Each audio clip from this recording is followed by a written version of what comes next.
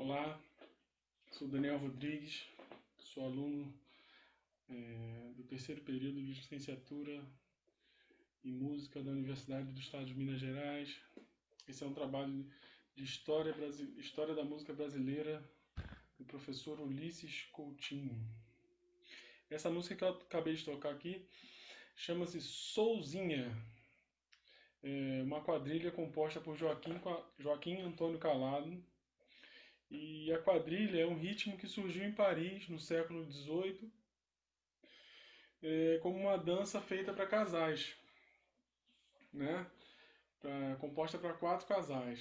Era dançada pela elite europeia e veio para o Brasil durante o período de regência, por volta de 1830, onde era febre no ambiente aristocrático, né?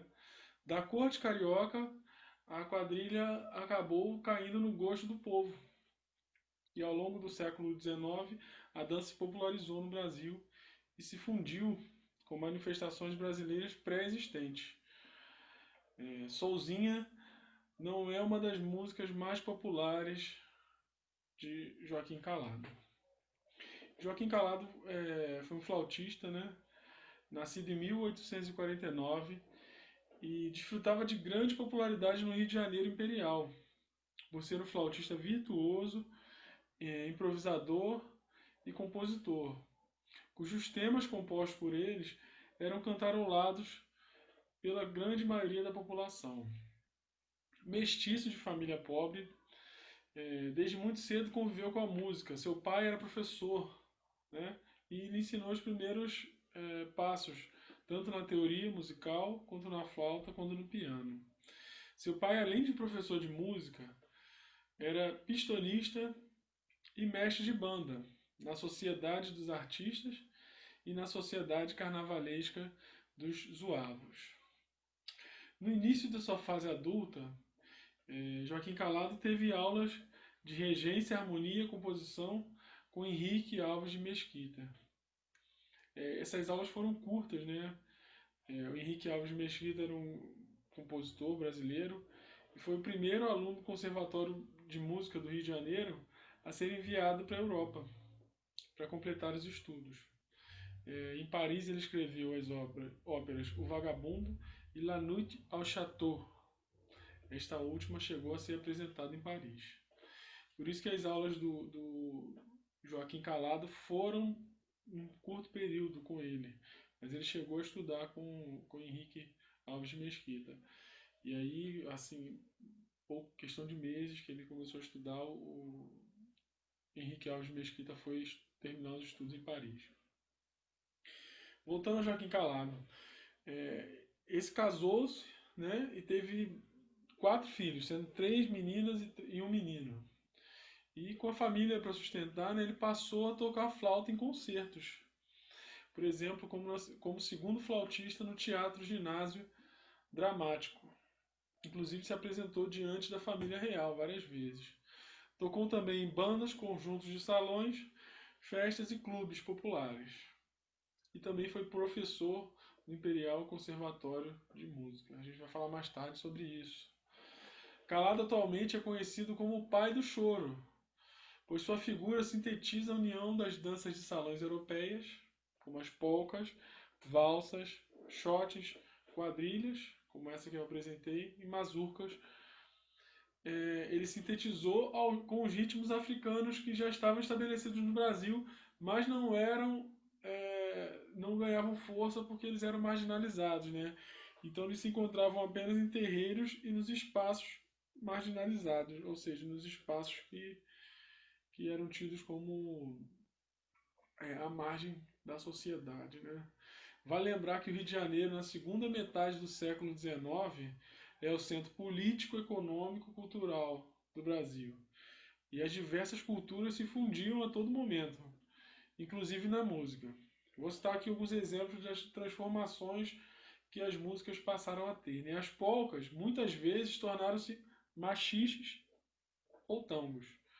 Os shotens transformaram-se nos shots e as valsas em valsinha. Com essas transformações, Calado foi um dos pioneiros, né? E acabou montando um estilo próprio, né, de se fazer música. A ele também lhe foi atribuído a consolidação do que seria o primeiro regional, conhecido, formado por flauta, um cavaquinho e dois violões. O nome desse grupo dele era Choro Carioca ou Choro do Calado. A informalidade carioca se fazia presente nas suas composições, principalmente nas polcas, por causa da questão rítmica, né, da melodia, né, do acompanhamento. Então tinha muito requebrado nas polcas dele, muitas síncopes, muitos xingados. E essas características eram notáveis, né? Ele também foi muito amigo da compositora e pianista Chiquinha Gonzaga, e a quem ele fez uma polca em homenagem chamada Querida por Todos. Foi ele quem pela primeira vez, em 1879, introduziu o lundu em uma sala de concertos. O nome do lundu chama-se lundu característico, ou seja, ele já estava começando a trazer à tona toda essa mistura, né, de ritmos. O lundu, que era um ritmo marginalizado, ou seja, estava em lugares restritos, passou a entrar nas salas de concertos e foi através de Joaquim Calado. Todo esse prestígio e fama lhe renderam, em 1879, a cadeira de professor de flauta do Conservatório de Música do Rio de Janeiro, e uma condecoração que era dada por Dom Pedro II, e foi por Dom Pedro I, Princesa Isabel posteriormente, mas a Joaquim Calado, ele foi condecorado como Comendador da Ordem da Rosa, pelas mãos do imperador Dom Pedro II. Apesar de tantos feitos importantes para a história da música brasileira, sua obra não é tão conhecida atualmente nem muito executada.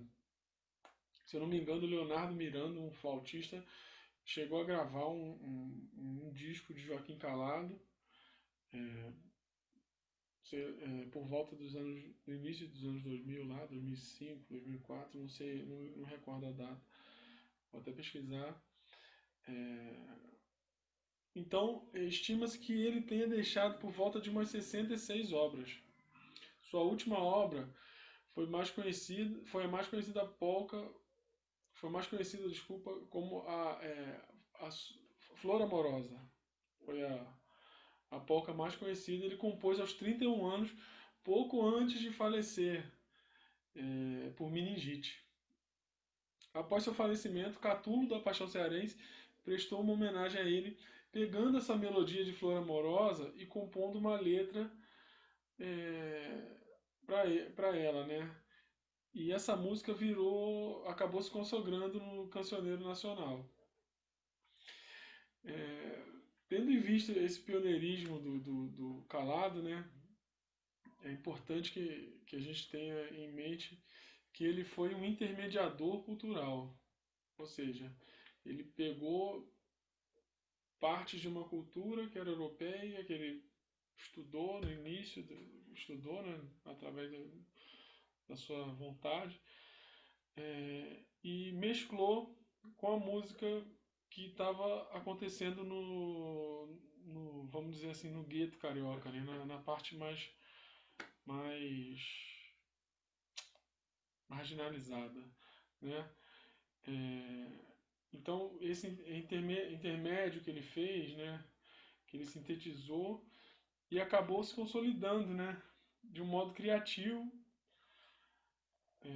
criando várias músicas, dando início, né, a essa modalidade que foi o choro. Acabou futuramente tornando-se choro, né, porque era tido como uma música chorosa, né, e ele consolidou de modo criativo a moderna música brasileira, estava em formação, né, na segunda metade do século XIX. Então é isso, meu trabalho termina por aqui. Um abraço a todos, obrigado pela atenção.